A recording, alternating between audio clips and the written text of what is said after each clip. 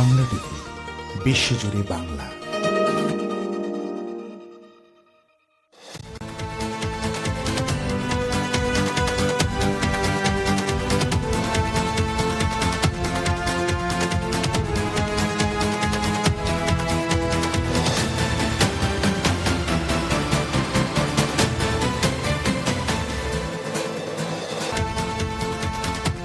শুভেচ্ছা সবাইকে, আমন্ত্রণ জানাচ্ছি রাতের বাংলায়। আপনাদের সাথে আছি আমি আশিক মোহাম্মদ জাকারিয়া। শুরুতেই জানাবো সংবাদ শিরোনাম। ঈদের রেশ কাটেনি এখনো, ছুটি শেষে ফিরছেন রাজধানীবাসী। নারীর টানে আজও ঢাকা ছেড়েছেন অনেকে। একদিকে রাজধানীর পাড়া মহল্লায় কোরবানির পশুর চামড়ার স্তূপ, অন্যদিকে চাহিদা মতো সংগ্রহ না হওয়ায় ব্যবসায়ীরা হতাশ।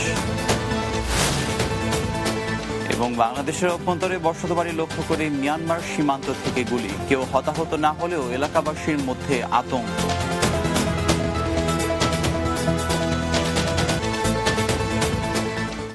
আপনার পছন্দের সরিষার তেল সুরেশ, আমরা জানি সেরাটাই আপনার পছন্দ, আর তাই সুরেশ সরিষার তেল সব সময় আপনার হাতের কাছে রাখুন। যাচ্ছে বিস্তারিত খবরে।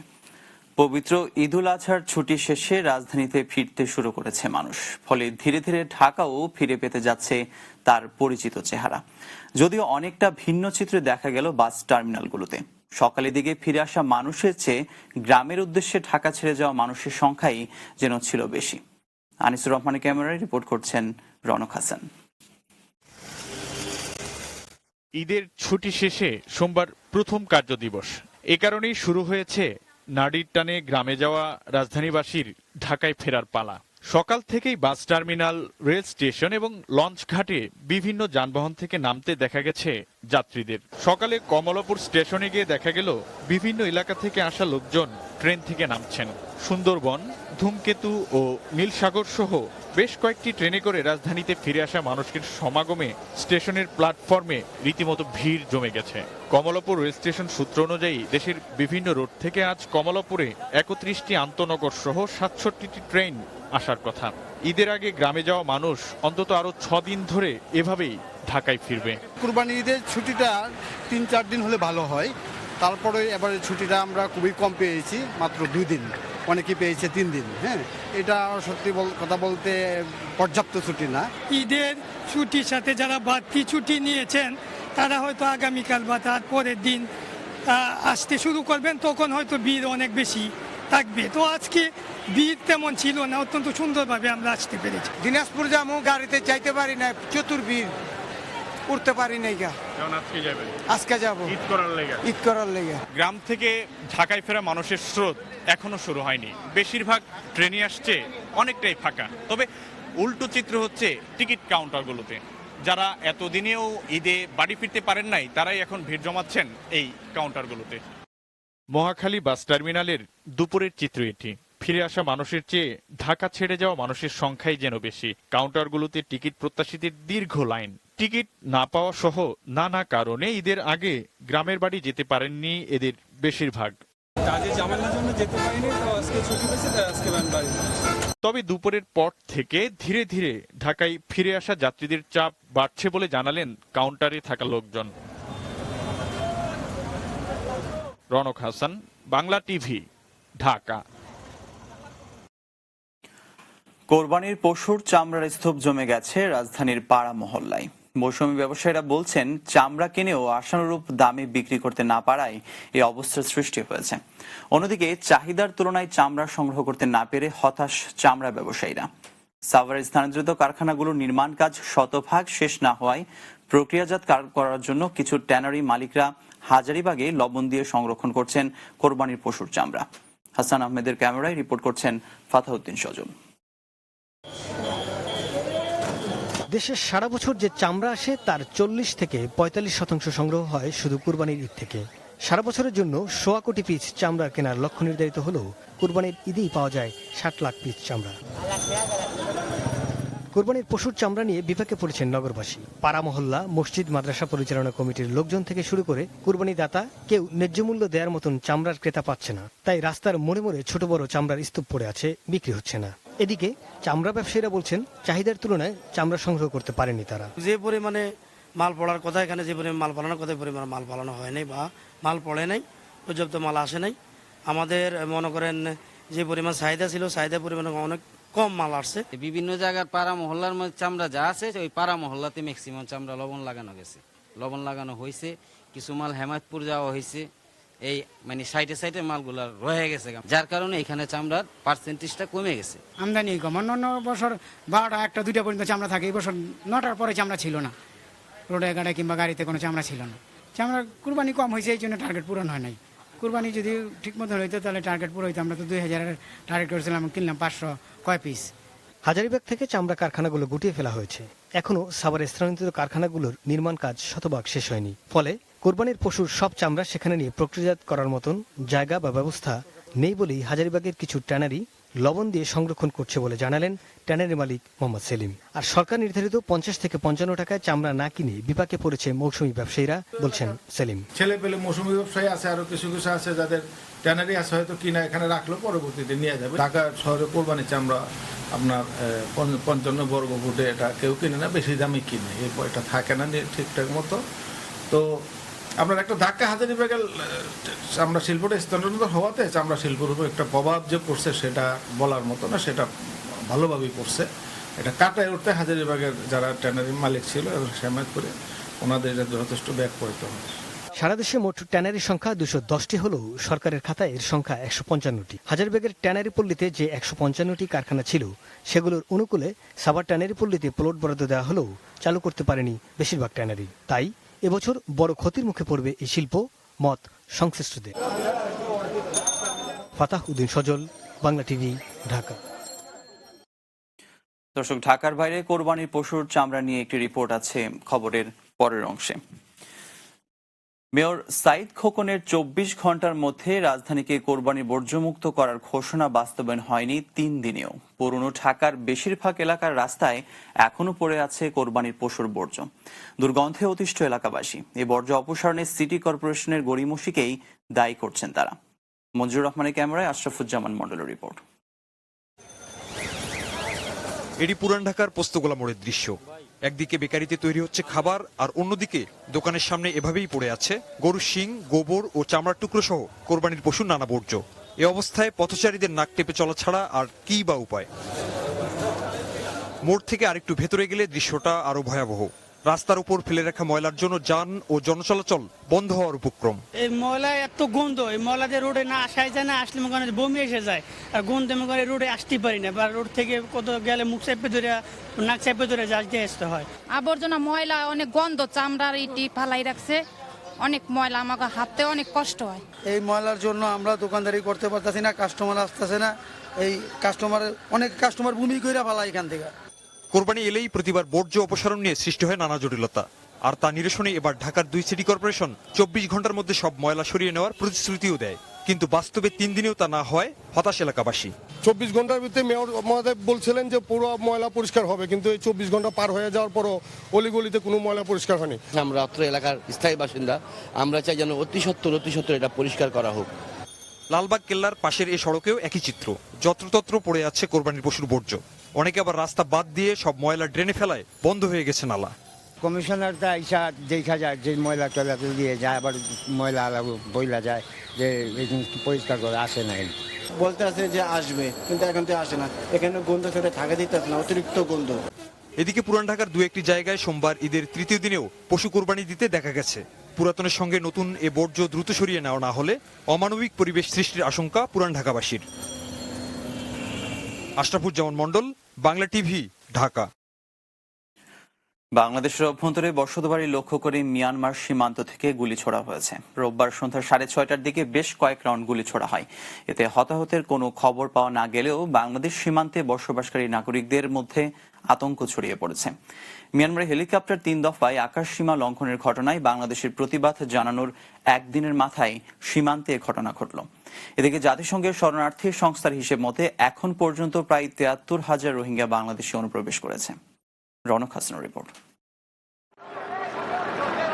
বিজিবি ও স্থানীয় সূত্রে জানা গেছে, বান্দরবানের নাইক্ষ্যংছড়ি উপজেলার তুমব্রু ও কক্সবাজারের ঘুমধুম সীমান্তে কয়েক রাউন্ড গুলিবর্ষণ করে মিয়ানমারের সীমান্তরক্ষী বাহিনী বিজিবি। গুলিবর্ষণের পরপরই কক্সবাজারের ঘুমধুম এবং বান্দরবানের তুমব্রু সীমান্তে নিরাপত্তা বাড়িয়ে সতর্ক অবস্থানে রয়েছে বাংলাদেশের সীমান্তরক্ষী বাহিনী বিজিবি। এদিকে রোববার সকাল থেকেই তুমব্রুর ঘুমধুম সংলগ্ন ওপারের ঢেকুবনিয়ার গ্রামগুলো থেকে আগুনের কুণ্ডলি দেখা গেছে। ধারণা করা হচ্ছে সেখানে মিয়ানমারের সেনাবাহিনী রোহিঙ্গাদের ঘরবাড়ি জ্বালিয়ে দিচ্ছে। এ ঘটনায় আরও বিপুল সংখ্যক রোহিঙ্গা রোববার প্রাণ ভয়ে সীমান্তের জিরো লাইনে অবস্থান নিয়েছে। জাতিসংঘের শরণার্থী সংস্থা UNHCR জানিয়েছে, বিগত 24 ঘন্টায় প্রায় 13,000 রোহিঙ্গা বাংলাদেশে অনুপ্রবেশ করেছে। সংস্থাটির ভাষ্যমতে গত 24 আগস্ট সংঘাত শুরুর পর থেকে সব মিলে প্রায় 73,000 রোহিঙ্গা বাংলাদেশে অনুপ্রবেশ করেছে। আরো বেশি মগে জুলুম থুলুম গজে আর বাদাস গইনা হারি খেয়া হাইলা দাইছে আর কি ফারগারা দাও হই তো আর দরিয়া ফারগারা দি। মিয়ানমারের সঙ্গে বাংলাদেশের প্রায় 270 কিলোমিটার সীমান্ত। এসব এলাকায় বাংলাদেশ সীমান্ত বাহিনী বিজিবির কড়া নজরদারি থাকা সত্ত্বেও রোহিঙ্গারা রাতে অনুপ্রবেশ করার চেষ্টা করছে। গতকাল গভীর রাতে কক্সবাজার এবং টেকনাফের বিভিন্ন পয়েন্ট দিয়ে প্রায় 5 শতাধিক রোহিঙ্গা অনুপ্রবেশ করেছে। 3,000-এরও বেশি রোহিঙ্গাকে ফেরত পাঠিয়েছে বলে দাবি করেছে বিজিবি ও কোস্টগার্ড। মুসলমানরা মারিয়ে ধ্বংস করে দিগলা বলে একখান ষড়যন্ত্র। বুকে গুলি পড়েছে, তারপরে কিছু কিছু গলায় রশির টাক আছে, গুলিবিদ্ধ অবস্থায় আছে। মিয়ানমার সীমান্তে কড়া নজরদারির কথা জানিয়ে কক্সবাজার জেলা প্রশাসক বলছেন, নতুন করে অবৈধভাবে কোনো রোহিঙ্গাকে অনুপ্রবেশ করতে দেয়া হবে না। বর্ডার গার্ড যারা বিজিবি সহ আমাদের গোয়েন্দা বাহিনী বেশ কোনো তথ্য আছে। সরকারের স্পষ্ট নির্দেশনা হচ্ছে যাতে বর্ডার অতিক্রম করে কোনো রোহিঙ্গা জনগোষ্ঠী বা মায়ানমার জনগোষ্ঠী যাতে আমাদের বৈধ ডকুমেন্টসের অনুপ্রবেশ না করতে পারে। আন্তর্জাতিক মানবাধিকার সংস্থাগুলোর অভিযোগ, মিয়ানমারের সামরিক বাহিনী রোহিঙ্গাদের বিরুদ্ধে হেলিকপ্টার গানশিপের ব্যাপক ব্যবহার করছে। এতে মিয়ানমার সরকারের হিসেবেই 4 শতাধিক রোহিঙ্গা মুসলিম নিহত হয়েছেন। সংঘর্ষে আহত শত শত রোহিঙ্গা নারী, পুরুষ ও শিশু বাংলাদেশে প্রবেশ করেছেন। আরো অসংখ্য রোহিঙ্গা প্রাণ ভয়ে বাংলাদেশ মিয়ানমার জিরো পয়েন্টে অবস্থান নিয়েছে। এই অবস্থায় নিরাপত্তাহীনতার অভিযোগ দেখিয়ে মিয়ানমারের নির্যাতিত রোহিঙ্গাদের জন্য খাদ্য সহায়তা স্থগিত করেছে জাতিসংঘের বিশ্ব খাদ্য কর্মসূচি WFP। রোহিঙ্গা যোদ্ধাদের হাতে WFP খাবার সরবরাহ করছে। মিয়ানমার সরকারের এমন অভিযোগের প্রেক্ষিতে খাবার সরবরাহ বন্ধ করল সংস্থাটি। রনক হাসান, বাংলা টিভি, ঢাকা। এদিকে মিয়ানমারের মংডুতে সহিংসতায় বোমা বিস্ফোরণ ও গুলিবিদ্ধ হয়ে জখম আরও 5 রোহিঙ্গা চট্টগ্রাম মেডিকেল কলেজ হাসপাতালে ভর্তি হয়েছে। রোববার রাতে স্বজনদের মাধ্যমে তারা মিয়ানমার সীমান্ত পার হয়ে চট্টগ্রাম মেডিকেল কলেজ হাসপাতালে আসেন। পুলিশ জানায় তাদের শরীরে বিভিন্ন অংশে গুলির চিহ্ন রয়েছে। হাসপাতালের বিভিন্ন ওয়ার্ডে তাদের চিকিৎসা সেবা চলছে। আহতরা হলেন মিয়ানমারের মংডু এলাকার আমির হোসেনের ছেলে বশিরুল্লাহ, হোসেন আহমেদের ছেলে মোহাম্মদ খালেক হোসেন, লালমোহরের ছেলে হোসাইন জোহা, শামসুল আলমের ছেলে মোহাম্মদ ইউনুস ও আব্দুল হামিদের ছেলে Mohammad Alam.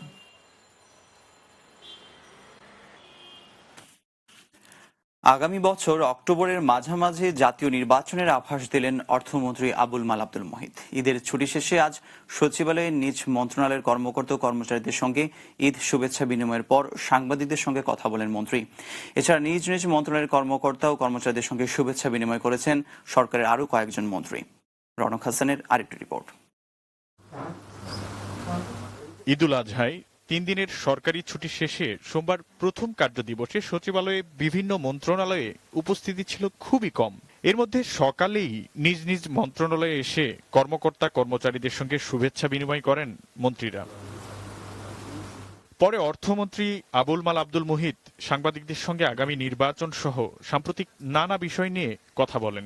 They are stupid, they did not get into the election last time. This was height of stupidity. আমরা ছাড় চাই নাই এবং আমরা তাদের জন্য উন্মুক্ত করে দিয়েছিলাম। তত্ত্বাবধায়ক সরকারের প্রভিশন নাই, আমরা সেটা করে দিয়েছিলাম, কিন্তু সেটা তাদের নির্বুদ্ধিতা। এটার জন্য আমাদের কিছু বলার নাই, কিছু করার নাই। আমরা আশা করব যে তাদের সুবুদ্ধি হবে এবং নির্বাচনটি প্রতিদ্বন্দ্বিতামূলক হবে। এর কিছু সময় পর কৃষিমন্ত্রী এবং দুপুরের দিকে স্থানীয় সরকার, পল্লী উন্নয়ন ও সমবায় মন্ত্রীও কথা বলেন সাংবাদিকদের সঙ্গে। বাস্তবতা হলো এটা তো সেই এদের খাবারের জোগাড় করা, কত মানে বিশ্ব সাহায্য সংস্থাগুলি তারা আরও দ্রুততার সঙ্গে এর পাশে দাঁড়ানো এবং অন্যদিকে মায়ানমার সরকারে তারা সেই চাপ সৃষ্টি করে এদের ফেরত নেওয়ার ব্যবস্থা করতে হবে। কেননা একটা জিনিস, এটা তো প্রথম না, প্রায়ই এরকম হচ্ছে। এছাড়া শুভেচ্ছা বিনিময় শেষে অন্যান্য মন্ত্রীরাও তাদের আগামী দিনের পরিকল্পনা তুলে ধরেন গণমাধ্যমের কাছে। রনক হাসান, বাংলা টিভি, ঢাকা। রাতের বাংলা একটা বিরতি নিচ্ছে, ফিরে আসার পর অন্যান্য সংবাদের সাথে যা থাকছে। ঈদ মোবারক। পবিত্র ঈদুল আজহা উপলক্ষে 3 দিন ব্যাপী বাংলা টিভির বর্ণাঢ্য আয়োজন। তুই হাতে দুইটা ঢেকিলে আসো, কি মতো ঘুরাইবা।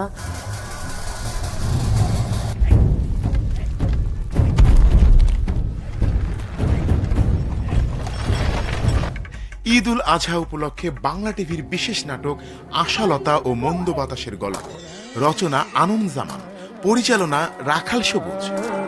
দেখবেন ঈদের 3য় দিন রাত 9টায়।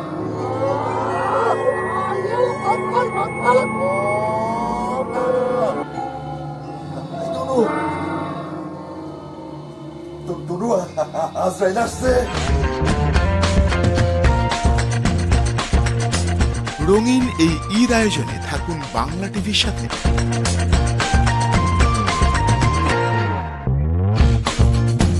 ঈদ মোবারক।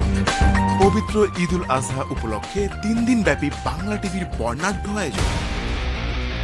Good morning. Bad morning.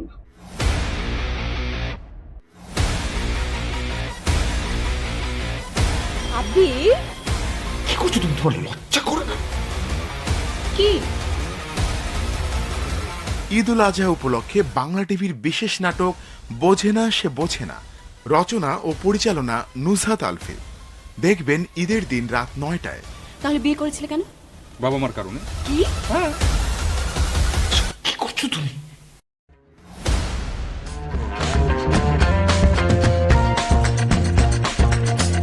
রঙিন এই ঈদ আয়োজনে থাকুন বাংলা টিভির সাথে।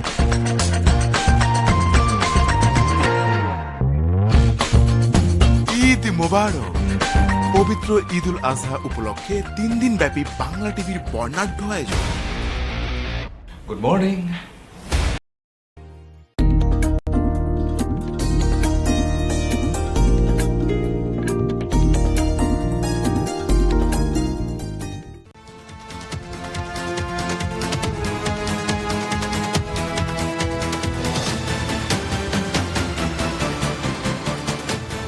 বিরতির পর আবারও স্বাগত রাতের বাংলায়। আজ ঈদের 3য় দিনেও রাজধানীর বিনোদন কেন্দ্রগুলোতে উপচে পড়া ভিড়। ছোট বড় সব বয়সের মানুষের পদচারণায় দিনভর মুখর ছিল ঢাকা চিড়িয়াখানা, শিশু পার্ক সহ বিনোদন কেন্দ্রগুলো। রোদ আর গরমের তীব্রতা উপেক্ষা করে আনন্দে মেতেছিলেন সবাই। রোজা আফরোজার রিপোর্ট। ঈদের 3য় দিন সোমবার রাজধানীর ঢাকার রাস্তাঘাট ফাঁকা থাকলেও বিনোদন কেন্দ্রগুলোতে ছিল মানুষের ভিড়। বাবা মায়ের হাত ধরে শিশুরা ঘুরতে এসেছে শিশু পার্ক, রমনা পার্ক, জাতীয় জাদুঘর, মুক্তিযুদ্ধ জাদুঘর, হাতিরঝিল ও চিড়িয়াখানা সহ ঘুরে বেড়ানোর সব জায়গাগুলোতে।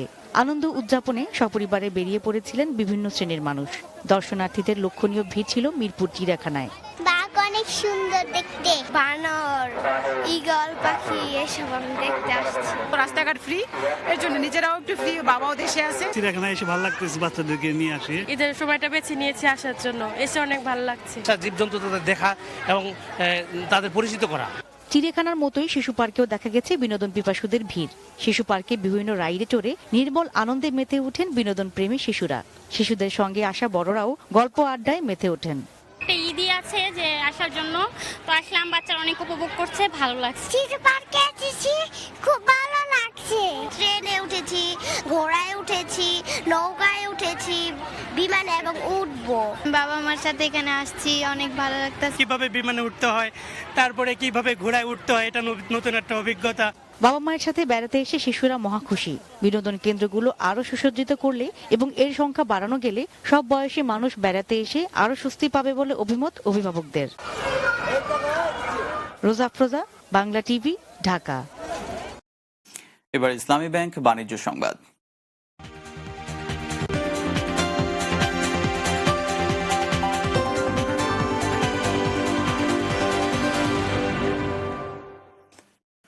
আবারও কোরবানির পশুর চামড়া প্রসঙ্গ।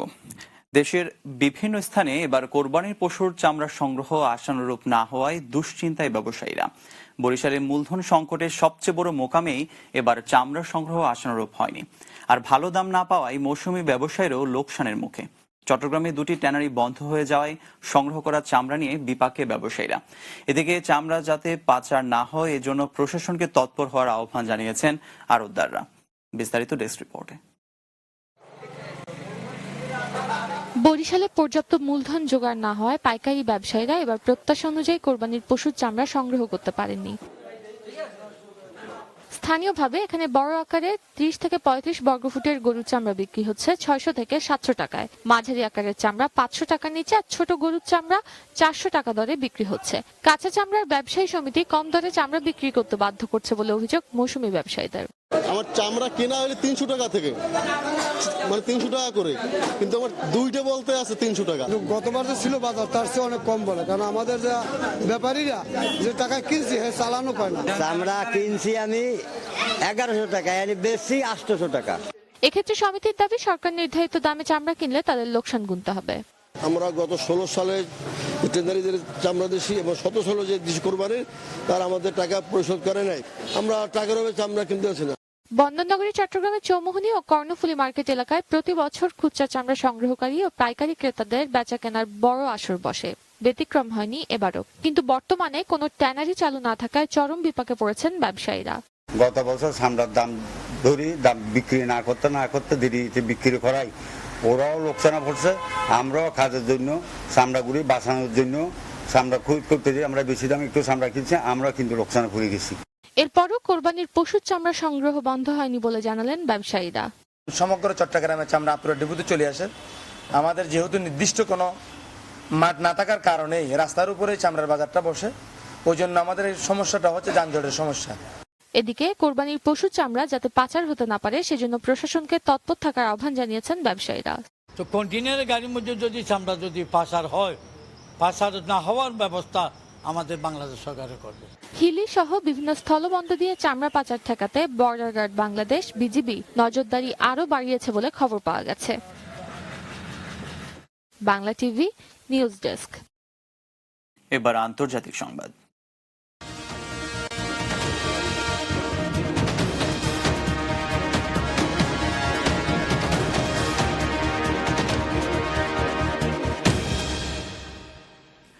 যুক্তরাষ্ট্রের জন্য হুমকি হয়ে উঠলে উত্তর কোরিয়ায় ব্যাপক সেনা অভিযান চালানোর হুমকি দিয়েছেন মার্কিন প্রতিরক্ষা মন্ত্রী জেমস ম্যাটিস। নিজেদের সুরক্ষার ক্ষমতা ওয়াশিংটনের আছে বলেও দাবি করেন তিনি। রোববার উত্তর কোরিয়ার উত্তর পূর্বাঞ্চলীয় পুংরি পরমাণু পরীক্ষা কেন্দ্রে হাইড্রোজেন বোমা পরীক্ষার প্রতিক্রিয়ায় প্রেসিডেন্ট ডোনাল্ড ট্রাম্পের সঙ্গে জাতীয় নিরাপত্তা পরিষদের বৈঠকের পর সাংবাদিকদের সঙ্গে কথা বলেন জেমস ম্যাটিস। অন্যদিকে উত্তর কোরিয়ার সঙ্গে ব্যবসা করছে এমন যে কারোর সঙ্গে ব্যবসা বন্ধের হুমকি দিয়েছেন প্রেসিডেন্ট ট্রাম্প। বিষয়টি নিয়ে আলোচনা করতে সোমবার জরুরি বৈঠকে বসছে জাতিসংঘ নিরাপত্তা পরিষদ। কিম জং উন সরকারের এই পরমাণু পরীক্ষার পদক্ষেপের তীব্র নিন্দা জানিয়েছে যুক্তরাষ্ট্র ও তার মিত্ররা। পিয়ংইয়ং এর আগে যে কোনো পরমাণু অস্ত্রের পরীক্ষার চেয়ে এটি ছিল প্রায় 10 গুণ শক্তিশালী।